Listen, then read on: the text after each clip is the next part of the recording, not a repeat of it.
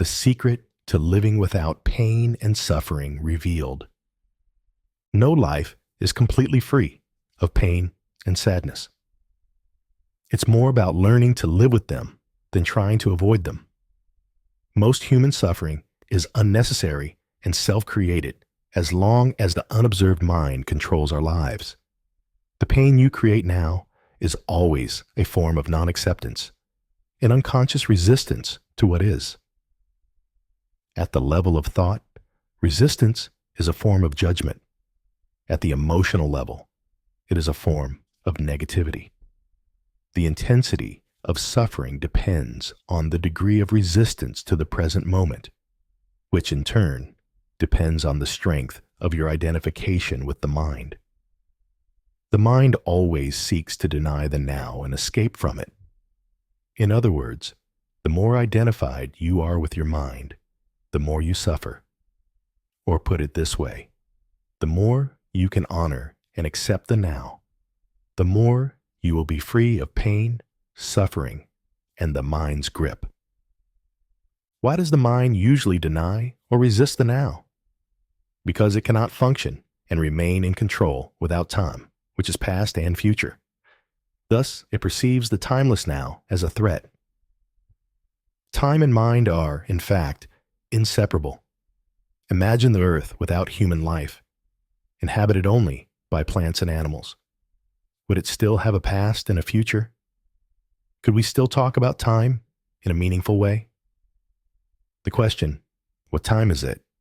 Or what day is it today? Would be meaningless if there was no one to ask it. The oak tree or the eagle would be puzzled by such a question. What time? They would answer, well, it's now, of course. What else? Yes, we need the mind and time to function in this world.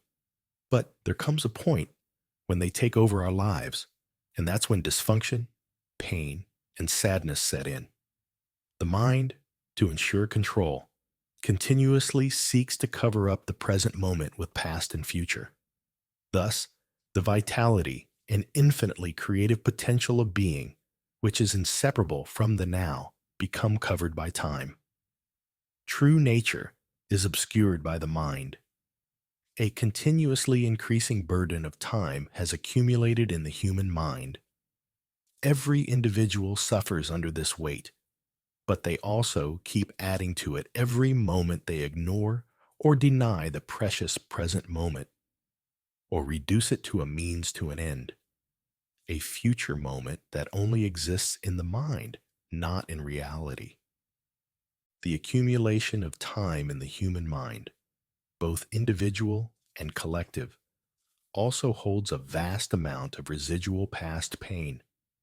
If you don't want to create more pain for yourself and others, if you don't want to add to the residue of past suffering still living in you, don't create more time, or at least no more than necessary to handle the practical aspects of your life. How to stop the creation of time. Realize deeply that the present moment is all you ever have. Make the now the primary focus of your life. Whereas before, you dwelled in time and made brief visits to the now, establish your residence in the now, and make brief visits to the past and future when required to handle the practical aspects of your life. Always say yes to the present moment. What could be more futile, more insane, than to create inner resistance to something that already is?